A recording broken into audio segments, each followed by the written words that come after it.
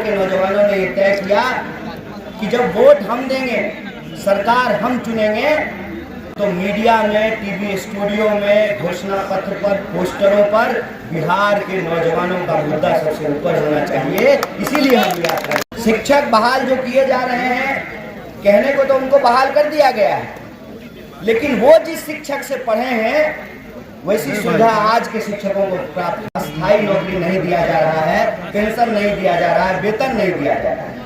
सांसद को, एमएलए को, मंत्री को, मुख्यमंत्री को पेंशन दीजिएगा तो मास्टर साहब को पेंशन क्यों नहीं दीजिएगा? उनका क्या गलती है? आपको पक्की अस्थायी नौकरी देनी पड़ेगी और सभी वैकेंसी भरना पड़ेगा। यही मांग लेकर के हम लोग यात्रा निकाले हैं कि ये यात्रा क्यों करनी पड़ रही है, ये यात्रा करने की क्या जरूरत है। बहुत सारे मीडिया के लोगों ने कहा कि चुनावी साल में आप यात्रा करना चाहते हैं। हम चाहते हैं कि जब बिहार के लोग बिहार का मुस्तकबिल तय कर रहे हों तो अपने बच्चों के बारे में सोचें, अपने भविष्य के बारे में सोचें, और उनके परिवार के लोग यहाँ से पलायन करते हैं, जो दंश झेलते हैं, उसके बारे में सोचें। इसीलिए यात्रा शुरू की गई है।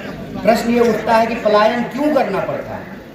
पलायन इसलिए करना पड़ता है कि बिहार में न नौकरी है, न शिक्षा है, न सड़क है, न सुरक्षा है। तो पढ़ाई के लिए, दवाई के लिए, कमाई के लिए, बाकी तो छोड़ दीजिए, हनीमून मनाने के लिए भी बिहार के लोगों को बाहर जाना पड़ता है। तो हमारे यहाँ घूमने के लिए नहीं आता है। आपने किसी पंजाब के लोगों को देखा है हमारे खेतों में काम करते हुए? किसी हरियाणा के? कोई बेंगलोर हमारे पास क्यों नहीं है? कोई हैदराबाद हमारे पास क्यों नहीं है? ये जो सच्चाई है कि बिहार का एक सबसे बड़ा दंश है पलायन, और जानबूझ करके राजनीति से, चुनाव के मुद्दे से जो इसको दूर किया जाता है। इसीलिए बिहार के नौजवानों ने ये तय किया कि जब वोट हम देंगे, सरकार हम चुनेंगे, तो मीडिया में, टीवी स्टूडियो में, घोषणा पत्र पर, पोस्टरों पर बिहार के नौजवानों का मुद्दा सबसे ऊपर होना चाहिए। इसीलिए हम यात्रा निकाले। दूसरी बात, सबको मालूम है कि अस्थायी नौकरियां नहीं मिल रही है, सब कुछ ठेका पे चल रहा है। शिक्षक बहाल जो किए जा रहे हैं, कहने को तो उनको बहाल कर दिया गया है, लेकिन वो जिस शिक्षक से पढ़े हैं वैसी सुविधा आज के शिक्षकों को प्राप्त नहीं है। चाहे आंगनबाड़ी में काम करने वाले मजदूर हो, चाहे जीविका के अंदर तमाम तरह के जो डिपार्टमेंट हैं, वहाँ पर अस्थायी नौकरी जरूर दी जा रही है, अस्थायी नौकरी नहीं दिया जा रहा है, पेंशन नहीं दिया जा रहा है, वेतन नहीं दिया जा रहा है। मैं एक सवाल पूछता हूँ, हमारे भी प्रदेश अध्यक्ष जी सांसद हैं, सांसद को, एमएलए को, मंत्री को, मुख्यमंत्री को पेंशन दीजिएगा तो मास्टर साहब को पेंशन क्यों नहीं दीजिएगा? उनका क्या गलती है? उनको बता दीजिए। ये अस्थायी और अस्थायी दो तरह की नौकरियां क्यों दी जा रही है? आपको पक्की अस्थायी नौकरी देनी पड़ेगी और सभी वैकेंसी भरना पड़ेगा। यही मांग लेकर के हम लोग यात्रा निकाले हैं। और जब मांग अस्थायी नौकरियों को भरने का है तो भर्ती का प्रश्न हमारे सामने उठ करके आता है। भर्ती ठीक से क्यों नहीं होती? क्यों प्रश्न पत्र लीक होता है? और अभी आपने देखा कड़ाके की ठंड में, अभी होली बीता है, रमजान चल रहा है, ये कड़ाके की ठंड जब थी, पूस का महीना, अभी तो फागुन है, चैत शुरू हो गया, पूस के महीने में जो है ठंडा पानी बरसा करके बिहार के नौजवानों पर डंडा चलाने का प्रैक्टिस कर रही थी बिहार की पुलिस। ऐसा आप सब लोगों ने देखा होगा। कोई भी भर्ती जो है वो ठीक से क्यों नहीं होती है? क्यों प्रश्न पत्र लीक होता है? क्यों हमारे बच्चों के भविष्य के साथ खेला जाता है? इसी सवाल पर यात्रा शुरू की गई है। और यह यात्रा हम जब कर रहे हैं तो हमारे दिमाग में तीन बात बिल्कुल स्पष्ट है। ये यात्रा बिहार के नौजवानों और छात्रों की यात्रा है। दूसरा, इस यात्रा को एनएसयूआई यूथ कांग्रेस नेतृत्व जरूर कर रही है, लेकिन इस यात्रा का चेहरा मुद्दा है, और मुद्दा है पलायन का और नौकरी का। ये तीन बात हम स्पष्ट कर देना चाहते हैं। और इस यात्रा को लेकर के एक अंतिम बात, माना कि चुनाव है, माना कि दिन भर जो है चुनाव पर मुख्यमंत्री कौन होगा, गठबंधन होगा कि नहीं होगा, इसका बहस होगा।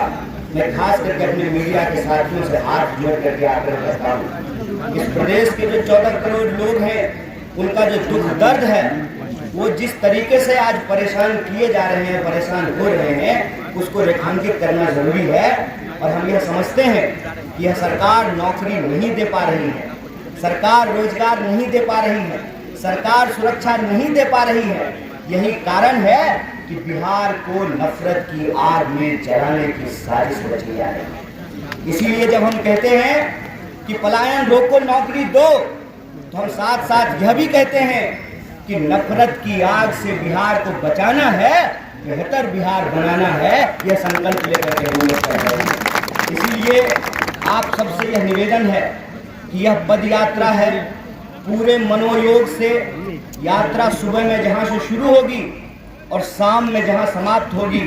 हम पद यात्रा इसलिए कर रहे हैं ताकि जमीन से जुड़े, जमीनी मुद्दों से जुड़े, और जो बेरोजगार हाथ है उसको ये हाथ रोजगार दिला पाए। इस संकल्प के लिए हम पद यात्रा कर रहे हैं। आप तमाम जो परमानेंट यात्री हैं, मैं उनको बहुत शुभकामना देता हूं कि आप इस पद यात्रा में शामिल हो रहे हैं। इनके साथ साथ जो परमानेंट यात्री हैं, उनके साथ साथ जिन इलाकों से, जिन ब्लॉकों से, पंचायतों से, जिलों से यह यात्रा गुजरेगी, हम बिहार की आम आवाम से आह्वान करते हैं कि आप इस यात्रा को अपने भविष्य के लिए, अपने बच्चों के भविष्य के लिए भरपूर समर्थन, आशीर्वाद दीजिए। इस यात्रा से जुड़िए और बिहार की राजनीति में हम सकारात्मक सवाल लेकर के आए हैं, हम सकारात्मक हल निकालेंगे। ये शुभकामना के साथ आप तमाम साथियों का बहुत बहुत शुक्रिया, बहुत बहुत। देखिए, 12 मार्च अभी बीता है। 12 मार्च को गांधी जी ने दांडी यात्रा की शुरुआत की थी, और आप जानते हैं कि यह देश जो है वो यात्राओं का देश है। कहने का मतलब ये है कि इस देश में हमेशा किसी न किसी तरह की यात्रा होती रहती है, पूर्व से पश्चिम, उत्तर से दक्षिण, और सामाजिक यात्राएं होती हैं, सांस्कृतिक यात्राएं होती हैं, राजनीतिक यात्राएं होती हैं, तमाम तरह की यात्राएं इस देश में होती रहती हैं। यात्रा को सत्याग्रह के एक रूप में और अन्याय के खिलाफ न्याय की आवाज़ के तौर पे भारत के आधुनिक इतिहास में किसी ने अगर उस अचूक तरीके का इस्तेमाल, बिहार के विभिन्न जिलों से जो नौजवान पलायन रोको, नौकरी दो यात्रा में शामिल होने के लिए आए हैं, मैं उनका बहुत बहुत तहे दिल से स्वागत करता हूँ और अभिनंदन करता हूँ। साथ ही साथ यूथ कांग्रेस और NSY के जो तमाम वर्कर हैं, अलग अलग जिलों से आए हैं, और खासकर जो परमानेंट यात्री हैं, जो इस यात्रा में लगातार पैदल चलेंगे शुरू से लेकर अंत तक, उन सभी IYC और NSY के कार्यकर्ताओं का बहुत बहुत हार्दिक अभिनंदन।